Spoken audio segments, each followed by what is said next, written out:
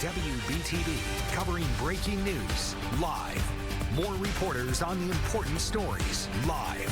Tracking your first alert weather live. WBTV News live at 5 starts right now with the First Alert Weather Day. And that's all we want to start with our forecast. As we're seeing the showers we've been telling you about all week. You see that green on radar. It caused our meteorologists to issue First Alert Weather Day for today and tomorrow. Thanks for sticking with us. I'm Siobhan Bryan. So let's start things off with meteorologist Rachel Coulter. So Rachel, how long are these storms going to be sticking with us? And storms on the way here over the next few, certainly the next 12 to 24 hours. We already had that first round overnight last night. May have gotten woken up by some of those rumbles of thunder as storms and heavy rainfall moved overhead. Now we're dealing with showers, and it's this line, maybe even a broken line, which wouldn't necessarily be a great thing for us. That'll be moving through tomorrow afternoon into the evening. That'll pose that severe risk into Friday. So these First Alert Weather Days were issued last Friday. I know we've been talking about this a lot, but certainly high impact for us, especially as we're wrapping up the work week. Fortunately, much nicer conditions on the way for the weekend. So we have something to look forward to. But in the meantime, tonight, passing showers. We're going to have scattered showers that continue into your Friday morning commute. I don't think that it's going to be a severe threat for us. That holds off until the afternoon and evening hours from west to east as we track this strong cold front.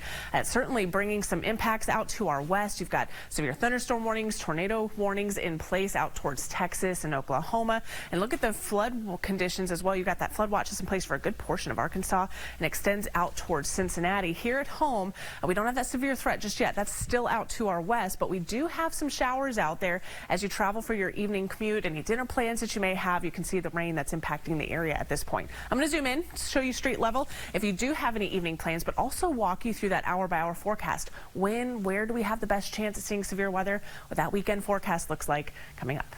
Rachel, thank you. We continue to follow the breaking news this evening. The former owner and founder of the Carolina Panthers, Jerry Richardson, has died at the age of 86. Richardson owned the Carolina Panthers until he sold the team in 2018. He was the owner of the team during 2 different Super Bowl appearances for the Panthers. Richardson was a graduate of Wofford College in Spartanburg, South Carolina, where he also played football. Now, it was announced in October of 1993 that Charlotte had won a franchise from the NFL. For weeks, there had been expectations and excitement, but also worry that this might be the big one that got away. WBTV's David Wisnett was a reporter that night. So, David, you weren't covering that story, but you were watching and remembering something that happened that was very special. Tell us about it. Yeah, it really was. I will never forget. I was watching the coverage because there was so much anticipation. This was a 6-year journey, by the way, for Richardson and for Charlotte and everybody involved. But I remember Mike Matthews, he was one of our reporters. He actually broke the news that Charlotte got the franchise because he was at a T-shirt company when they got the word to start printing the shirts. But the big thing I remember, I can't ever forget this, David Rue was one of our reporters. He had gone to the NFL owners meeting along with a great photographer, the late George Williams.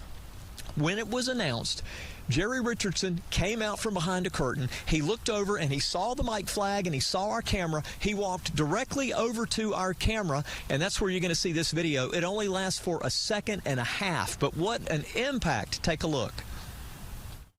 Thank you, thank you, thank you, thank you. You see that? All he's doing is saying thank you.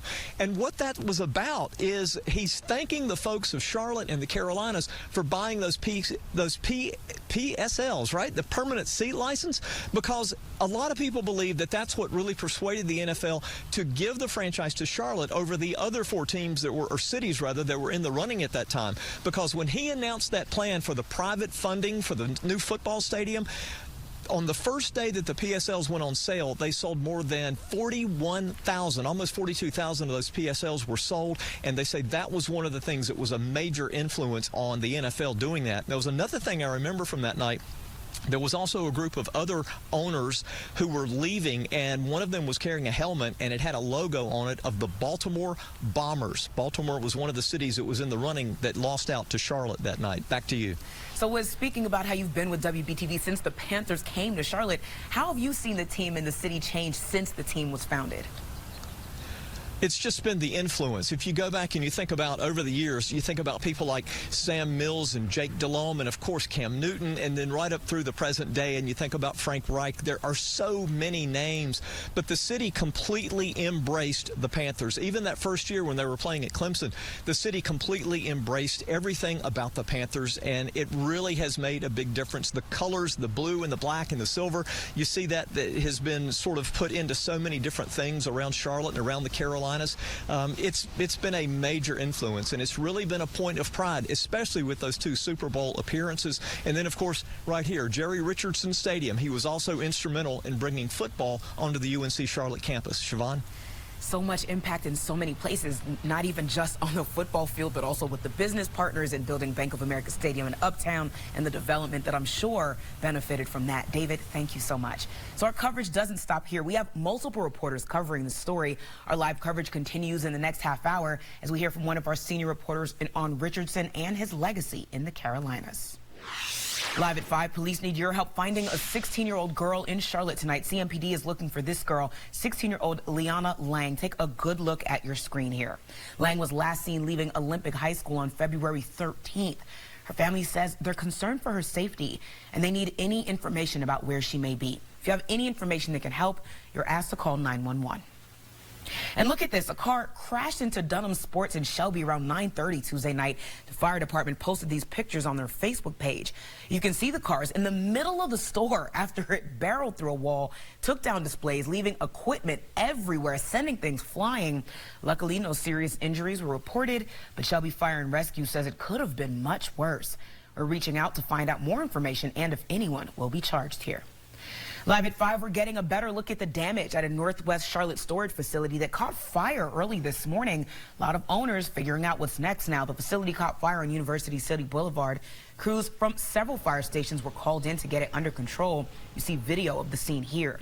We learned some small businesses even use this facility. There were tons of valuables inside. Charlotte Fire worked throughout the morning to contain the flames and make sure there were no hot spots remaining. The cause of that fire remains under investigation. And right now, more than a dozen state lawmakers want to begin impeachment proceedings against an elected official in South Carolina. Comptroller General Richard Ekstrom says his office made a mistake over a 10-year period, and that mistake led to the state believing it had $3.5 billion more in reserves than it actually had. Ekstrom made the admission during a Senate budget hearing last month, and since then, a Senate panel has been investigating. I'm concerned about the timing. If you listen to his testimony, it seems that it's clear that he knew about the issue before the election. He kept it hidden until the election was over, before he brought it to us, before he brought it to the public. That's very, very concerning. So far, the resolution to impeach Ekstrom has more than a dozen sponsors from both parties, including the House Republican leader. Now, if this resolution gets to the House floor and 2/3 of the chamber approves it, it would then be up to senators to decide if Ekstrom should be removed from office. Also in South Carolina, you could soon be able to bet on horse races. You would need to already have money in an account to place a bet through an app, which would be licensed through a state commission. Now, under the bill, licensing fees and 10% of revenues from wagers would go back to the state. That money would benefit the equine community through grant programs. Right now, the lottery is the only legal form of gambling in the Palmetto State, and some leaders have been reluctant to expand it past that. We're not talking about opening casinos. We're not talking about the different forms of brick and mortar or sports betting or bookies or even walking up to a teller at a horse race and placing a bet. These bills have bipartisan support. We'll continue to keep track of its progress and let you know if it gains traction. Travel disturbances continue to stack up in our nation's troubled skies. The FAA is now investigating after, quote, significant turbulence during a Lufthansa flight from Texas left several people injured. Ivan Rodriguez is live from Atlanta this evening. So, Ivan, help us break down these recent incidents impacting air travel across our country. Siobhan, good afternoon. From flights being diverted midair to close calls on the runway, a growing list of incidents is a cause for concern for many flyers.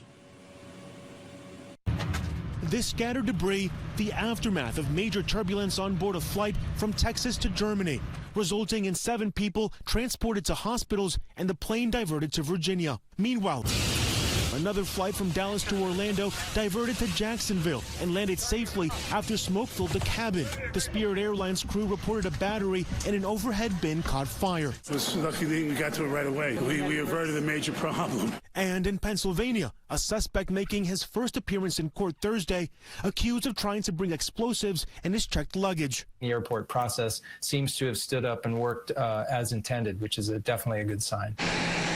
These air travel disturbances are the latest in what appears to be a growing list of incidents that have left flyers on edge, including 5 near collisions involving commercial planes on U.S. runways this year. The pilots did a really incredible job. I mean, we came in, it was a scary situation. President Joe Biden's nominee to lead the FAA, promising to protect air travelers at a confirmation hearing this week. The safety of the traveling public will remain my top priority. While the head of the NTSB has called for a safety review. We have to make sure that our focus is first and foremost on safety. The aviation community and aviation is incredibly safe. We are the gold standard. There have now been 5 close calls involving a commercial airliner on a runway. The list is also growing for the number of incidents the FAA is investigating. Live in Atlanta, Ivan Rodriguez, WBTV on your side. Ivan, thank you. Meanwhile, the fate of Alec Murdaugh is now in the hands of 12 South Carolina jurors. The final arguments from both sides of the trial. And crime in our schools, a new CMS report showing the big differences between this year and last, plus security upgrades that the district says are